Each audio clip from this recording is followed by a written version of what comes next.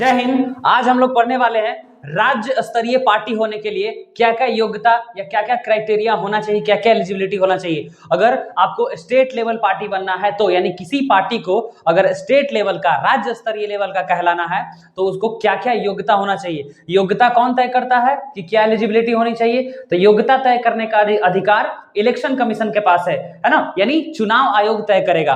तो देखिए लगभग टोटल 4 है, ऐसे तो और भी है लेकिन ये 4 है जो आप लोग ध्यान रखिएगा। 4 हम लोग पढ़ेंगे तो इनमें से कोई एक होना चाहिए। अगर आप एक पूरा कर रहे हैं तो आपको स्टेट लेवल पार्टी बना दिया जाएगा, अगर कोई एक पूरा कर रहे हैं तो जैसे में पहला क्या है, तो विधानसभा चुनाव में 6% वोट, यानी कि टोटल वोट का 6%। अगर मान लीजिए विधानसभा का चुनाव हुआ, जैसे बिहार विधानसभा चुनाव हुआ, तो बिहार विधानसभा चुनाव में टोटल वैलिड वोट जो होगा, वोटिंग किया गया, मान लीजिए 1 लाख वोटिंग हुआ पूरा बिहार में, तो उसका 6% यानी 6000 वोट आपको मिलना चाहिए। आप जीते या ना जीते डजंट मैटर, 6000 यानी 6% वोट, 6% वोट प्लस उसी राज्य में 2 सीटें आपको जीतनी पड़ेगी विधानसभा का। ये हम विधानसभा का बता रहे हैं, है ना, जो सीएम इलेक्शन के लिए होता है।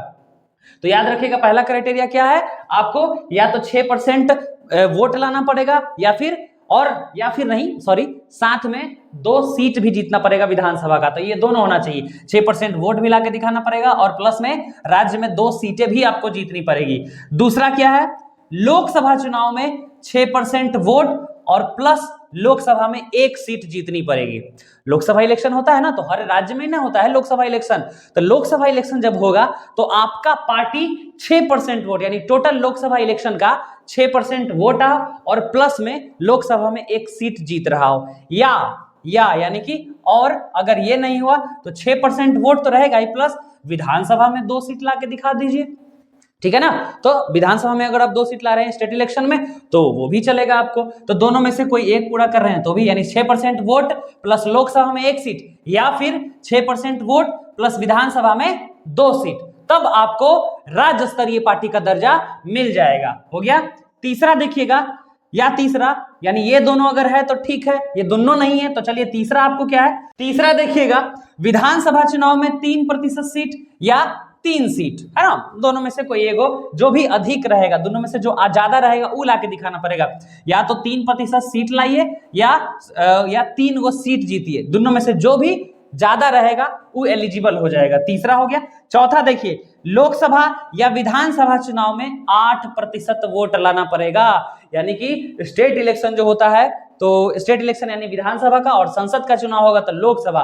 तो ये दोनों में से या तो लोकसभा में या फिर विधानसभा, दोनों इलेक्शन में आपको 8% वोट ला के दिखाना पड़ेगा अगर सीट नहीं जीत रहे हैं। देखेगा चौथा और पहला, देखिएगा पहला में क्या कह रहा है 6% वोट, और दूसरा में कह रहा है विधानसभा भी तो है यहाँ पे ना, तो 8% वोट।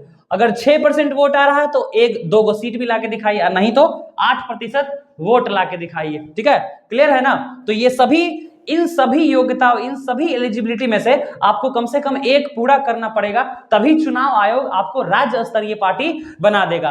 ध्यान से एक बार फिर से आप लोग वीडियो को रिवाइंड करके भी देख सकते हैं कि क्या है। देखिए विधानसभा में कितना है, 6% वोट या 2 सीट, या फिर लोकसभा चुनाव में 6% वोट या फिर लोकसभा में 1 सीट, नहीं तो 6% वोट विधानसभा में 2 सीट, या तो लोकसभा में 1 सीट लाइए नहीं तो विधानसभा में 2 सीट लाइए, दोनों में से को पूरा कीजिए। और तीसरा क्या है, विधानसभा चुनाव में 3%, विधानसभा स्टेट इलेक्शन में 3% सीट या 3 सीट, दोनों में से जो ज्यादा रहेगा उसको वैलिड समझा जाएगा, ठीक है। तो ये, और नहीं तो लास्ट में सीधे या तो लोकसभा का इलेक्शन रहे चाहे विधानसभा का इलेक्शन रहे, आपको पार्टी को टोटल वोट का, यानी देश में या राज्य में जितना भी वोटिंग हुआ होगा उस वोट का कम से कम 8% ला के दिखाना पड़ेगा, 8% ला के दिखाना पड़ेगा, तभी आपको राज्य स्तरीय पार्टी का दर्जा मिल जाएगा, ठीक है। तो उम्मीद करते हैं कि आपको ये वीडियो भी समझ में आ गया होगा, राज्य स्तरीय पार्टी। अब हम लोग मिलते हैं अगले वीडियो में। जय हिंद।